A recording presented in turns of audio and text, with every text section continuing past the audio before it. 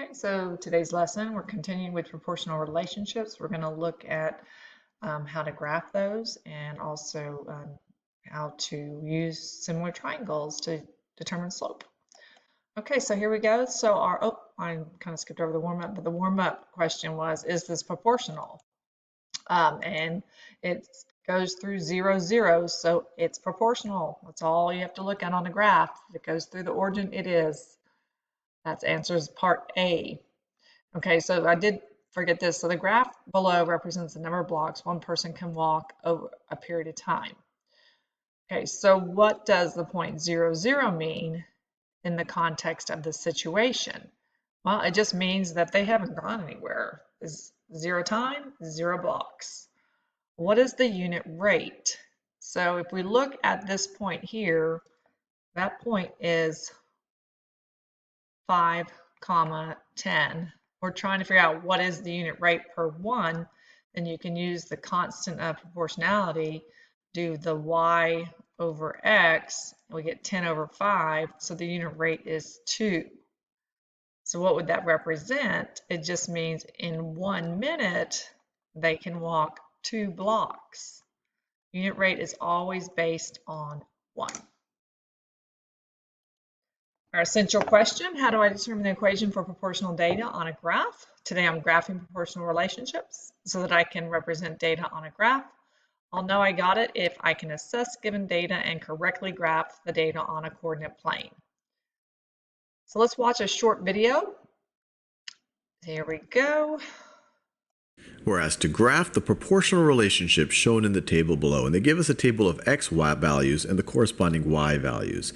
So we see when x is equal to 0, y is equal to 0, and then they give us a bunch of other points. When x is 3, y is 0.5, when x is 6, y is 1, so on and so forth. So let's graph one of these that actually have integer values for both coordinates.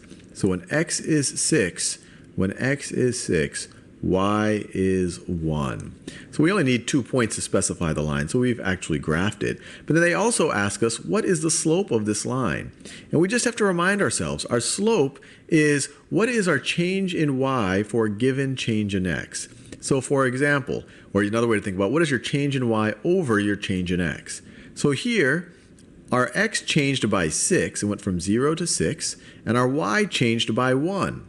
So our change in y over our change in x, which is the definition of slope, our change in y is 1 when our change in x is 6. See that right over here. Change in y 1 when our change in x is 6.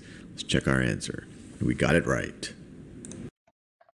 All right, so let's go ahead and go on.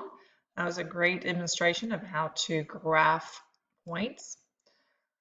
So here's an example. It says the equation y equals 5x represents the relationship between the number of gallons of water used and the number of minutes for most shower heads manufactured before 1994. Graph the above relationship and check whether it is proportional. So we're given the equation. You can set up a table with just random points or values. So if it's 1 minute, which is our x value, our equation is 5x, so you just multiply 5 times 1 and we get 5. So the y would be 5. 2 minutes, 2 times 5 is 10. 3 minutes, 3 times 5 is 15. All right, so you can see that pattern there.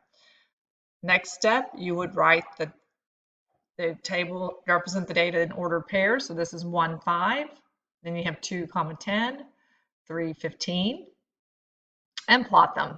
So 1 is right here, because look at our scale. These go 2, 4, but each line in between, that's 1, 2, 3, 4, and so on. This actually goes by 5s. This is 5, 10, 15, 20, and so on. It's very important that you always pay attention to the scale. So 1, 5 is right here, and then 2, 10, 3, 15. Remember in the video they said you only need 2 points to plot the line, and that is correct. It does go through 0, 0, and that represents 0 minutes, 0 gallons used. And that makes it proportional. Unit rate, remember, is per 1, so you could go back to here and say, well, in 1 minute, it's 5 gallons. Or you can use the constant of proportionality, y over x, use any of those points. We could do 5 over 1, or this is 1, 5. 5 over 1, and it's 5. So that is the same because it's a proportional relationship. Slope would also be the same. Our equation is y equals 5x, slope is 5. So let's try this one together. We have a table. It says create a graph for the data shown. So our ordered pairs 2, 8, 4, 16. And remember, you only need 2. So look at our scale. This one goes by 2s. This one goes by 10s. So 2, 8, that's going to be about right here.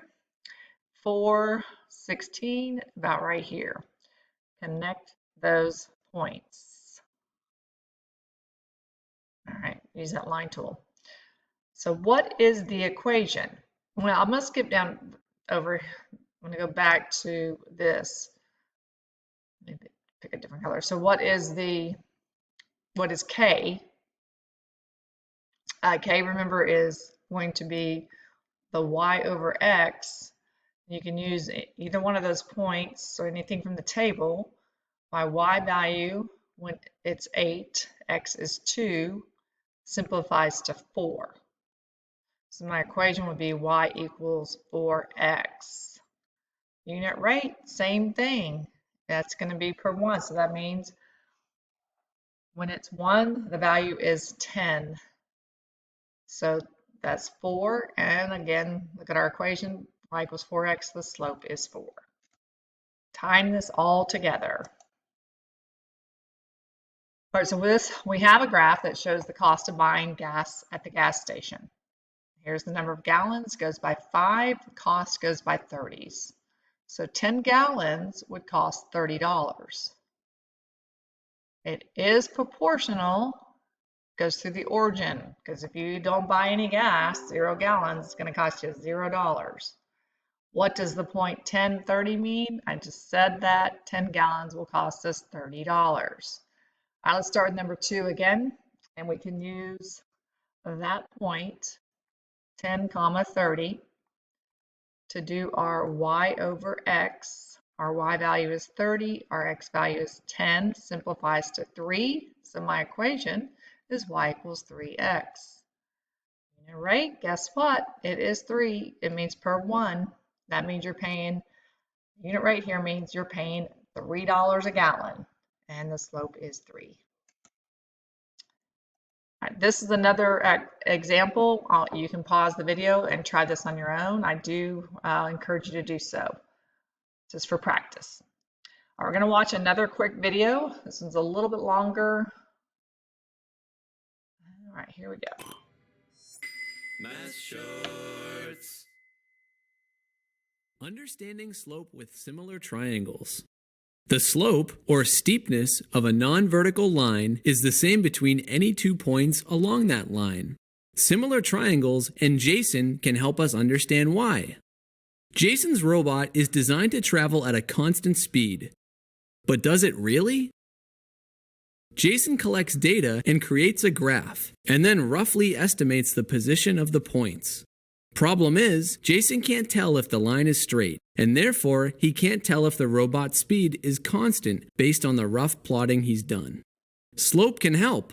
Remembering that the slope between 2 points on a line is change in y over change in x, Jason calculates the slope between 2 of his data points and the slope between 2 other data points. The slopes of the 2 line segments are equal. This means that the points are actually in a straight line, and the robot is moving at a constant speed. Any 2 points on this line will have the same slope. Can Jason prove this without a lot of calculations? Geometry offers a way. He draws a triangle to represent the slope between the shown points. The vertical represents change in y, and the horizontal represents change in x. Jason chooses 2 random points on the line and makes a slope triangle for those points as well. The vertical and horizontal are unknown here. The corresponding angles of the 2 triangles are equal. Therefore, the 2 triangles are similar. In similar triangles, corresponding sides are proportional. meaning the ratio of the vertical to the horizontal, or slope, will be the same for both triangles. This proves that the slope of any triangle on the line will be 4.8. Understanding slope and similar triangles helps Jason show that his robot moves at a constant speed of 4.8 minutes per lap. Nice going, Jason. All right, so let's go back and look at a couple of problems. So we're going to do this one. This was a 2021 STAR question. All right, so we've got the two right triangles here. Let me change my pen color. So the slope or the change in y here, it goes, well, actually for this, they're just using the letters and not numbers. Sometimes they'll use the numbers. So this is KL, and then the change in x for this triangle represented is LM. Now remember, that just gives us the slope here. So this slope is the same as this slope. It's the same line. Their slopes are going to be the same. So this one, PR, is the change in y, and then this one, RS. Okay, so that's a K there. Looks terrible. KL over LM. Looks like this is good. PR over RS. Actually ends up being the first one. Amazing. All right, one more. So let's look at this situation. We have a line. Remember, this whole line has got the same slope. We have this triangle, and we have this triangle. Okay, change in y over change in x, change in y over change in x. Based on this information, which statement is true?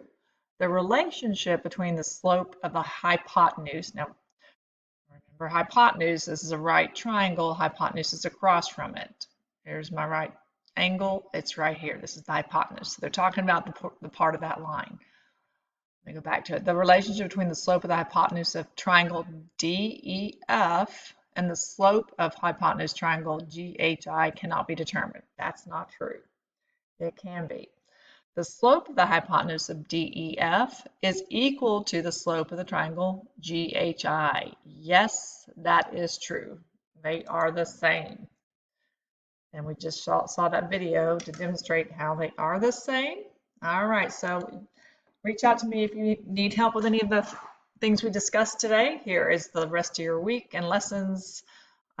Thank you so much. Y'all have a great week.